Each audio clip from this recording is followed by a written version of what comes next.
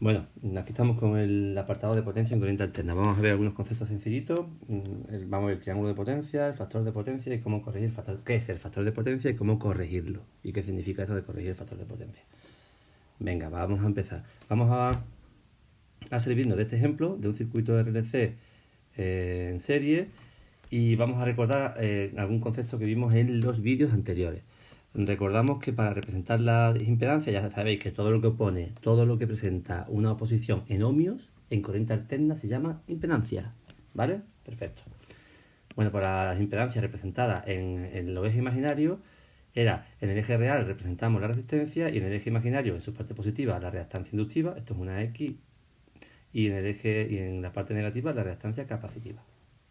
Bien, bueno, también vamos a recordar que para una fuente de tensión, cuando se conecta a un circuito donde hay varios elementos reactivos, recordad que estos elementos se llaman reactivos, la bobina y el condensador. Y resistencia, pues para la fuente lo que ve es una impedancia realmente. De aquí da una intensidad en función del valor de la impedancia equivalente, es como un corriente continua. Si tú te pones aquí, eres la fuente, tú miras hacia el circuito y lo que ves es una posición, una impedancia. Esta impedancia viene reflejada por la impedancia compleja del circuito.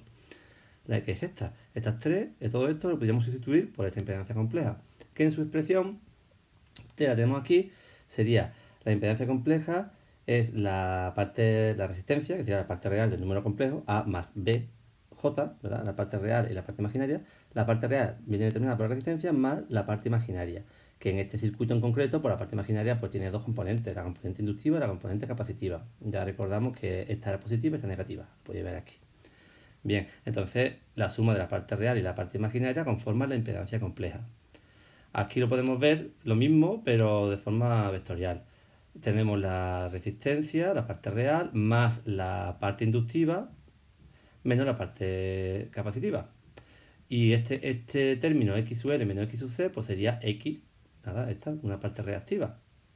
Una parte reactiva. Tenemos la parte real más la parte reactiva sería la impedancia. Tenemos la parte real más la parte reactiva, lo que pasa es que está compuesta por dos, la impedancia. Bien, vamos a dibujar esto un poquito más limpio, tendríamos el triángulo de impedancia. Yo quiero llegar a este, ¿vale? Pero vamos a partir del triángulo de impedancia, que lo estamos deduciendo de lo que estoy diciendo. Tenemos la parte real, la parte reactiva de este circuito en concreto. Esto es x sub l menos x sub c. Sería x sub l menos x sub c, pues nos quedaría esto. Y la impedancia. Bien, ahora para acabar llamando a las potencias por su nombre, pues a esta parte real la vamos a llamar activa.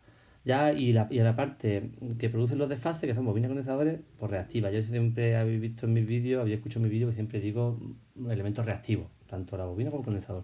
Bien, parte reactiva y la parte de la resistencia, parte activa. Bien, si este triángulo de impedancia, que es fácilmente entendible, lo multiplicamos por la intensidad, esto es una intensidad, aquí puse una tensión pero está mal.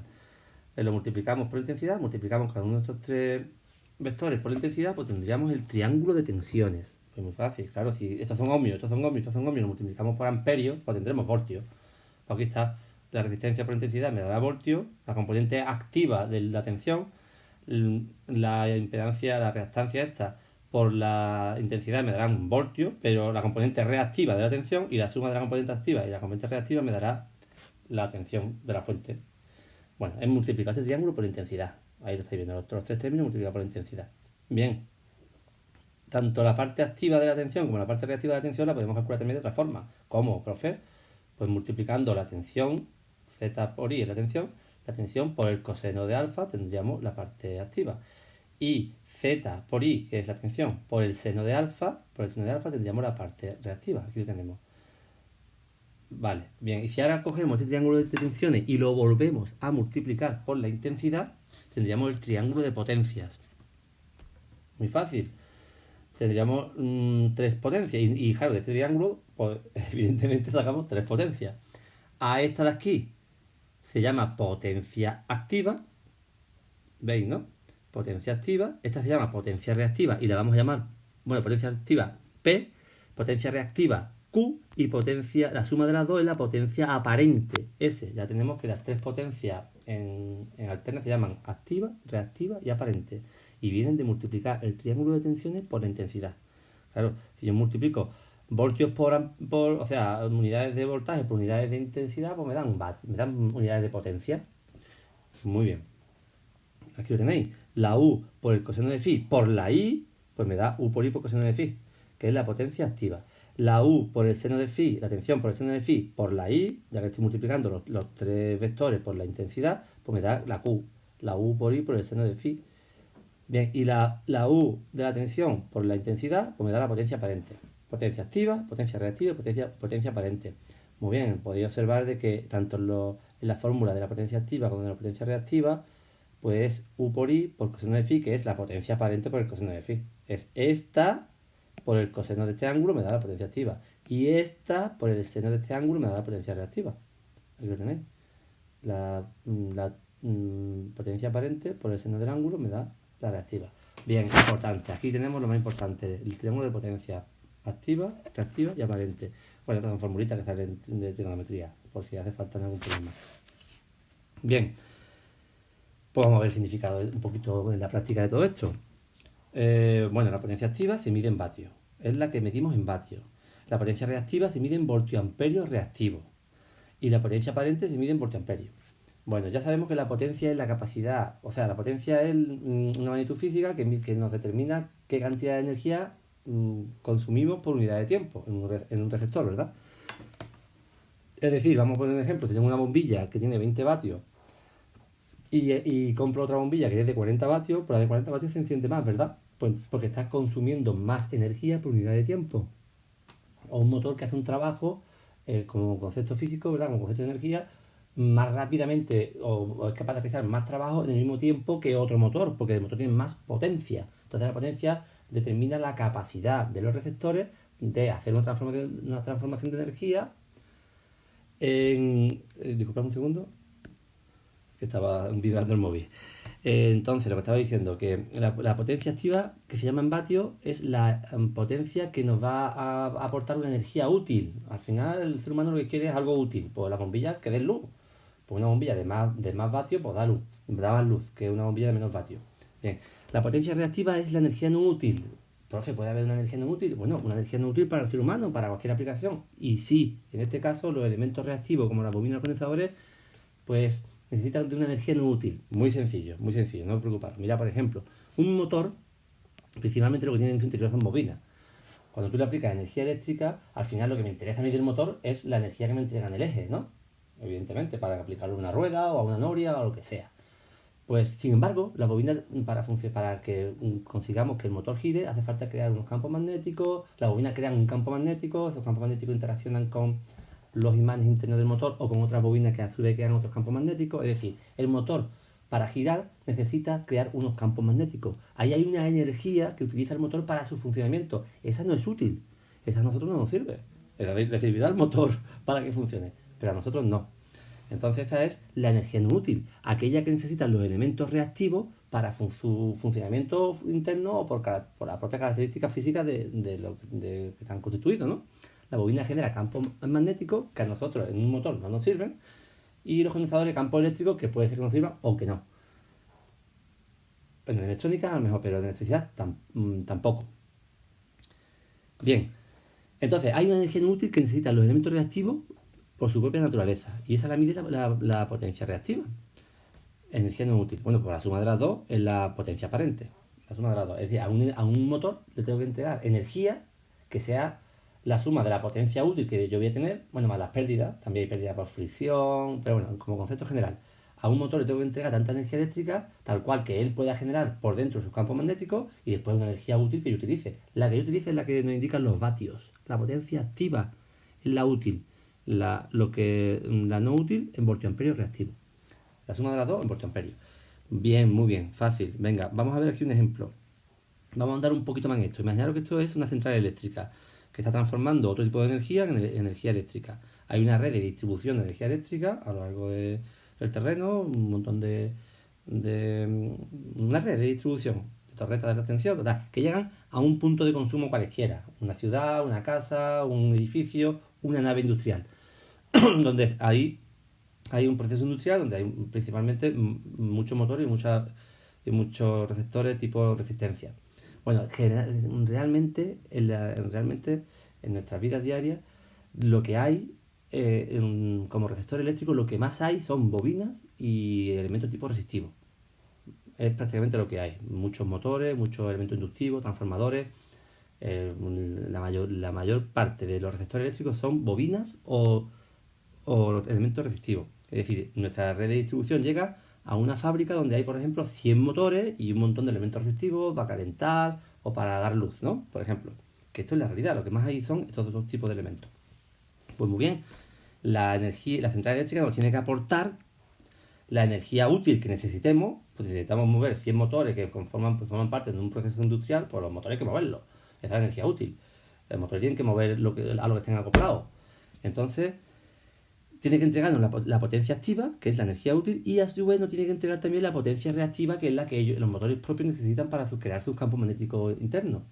¿Por qué pongo aquí doble flecha? Porque, bueno, la corriente alterna, recordad que tiene dos semiciclos. En la realidad, los condensadores y la bobina, en el semiciclo positivo, o bien crean un campo magnético, o bien se cargan, si fueran bobina o condensador, respectivamente, y en el semiciclo negativo, esa energía que tienen acumulada en el campo magnético y esa energía que tienen acumulada en el campo eléctrico, la devuelven a la red. O sea, en el semiciclo positivo, la energía reactiva va hacia los receptores, y en el semiciclo negativo, de los receptores va hacia la central.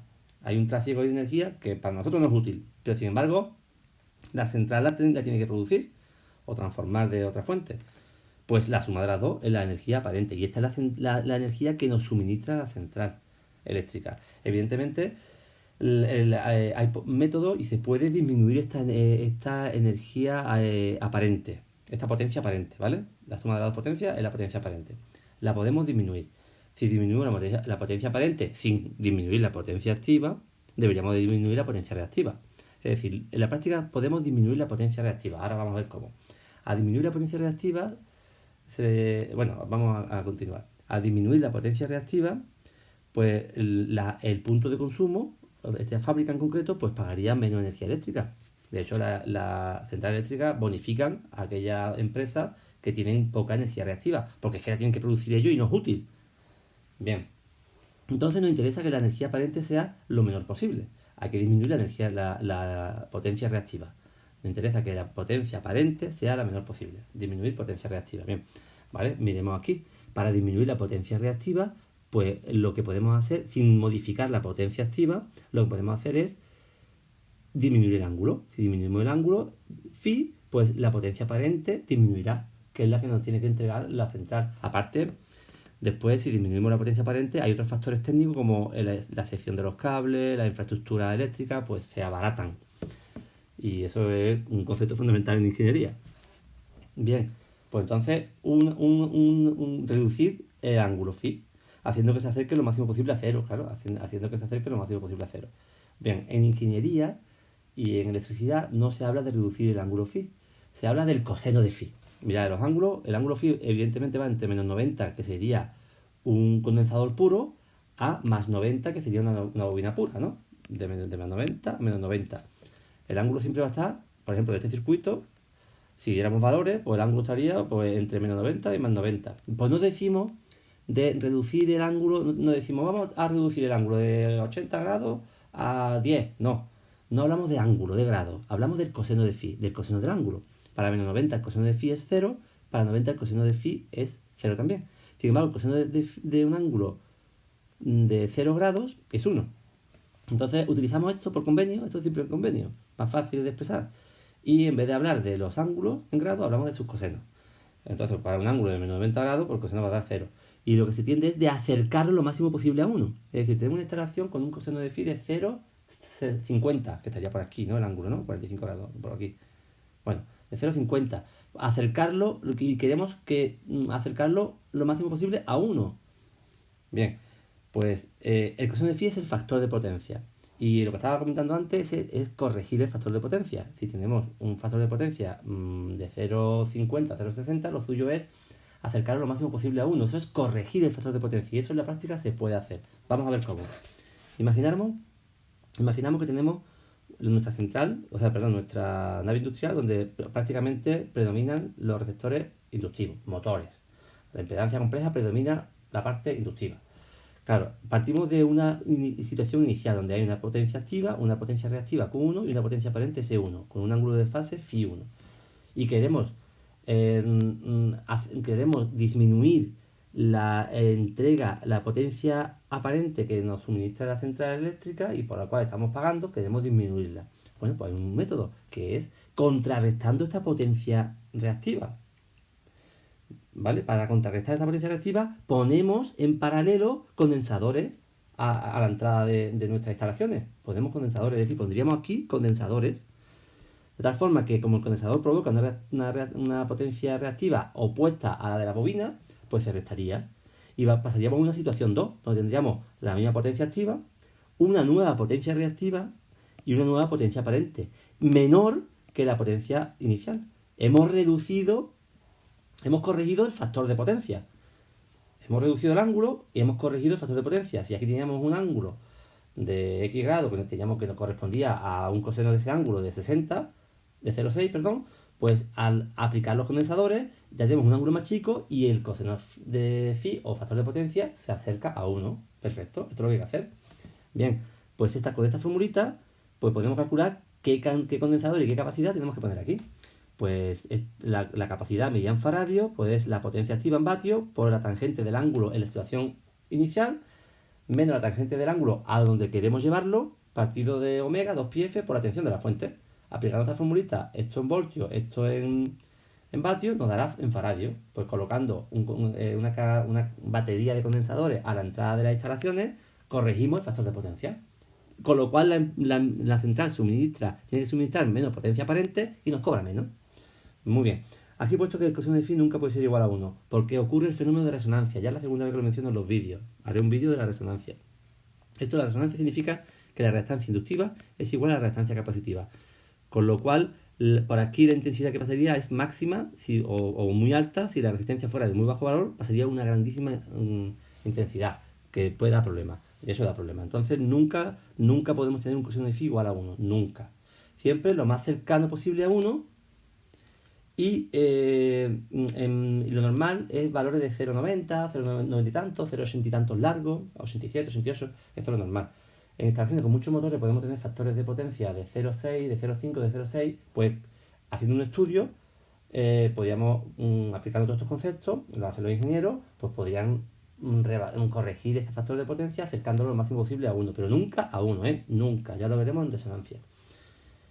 Y lo suyo es pasarlo pues, a 0,90, 0,90 y tanto. Entonces la empresa que suministra energía pues te bonifica, pagas menos. ¿Ok? ¿Se ha entendido el concepto?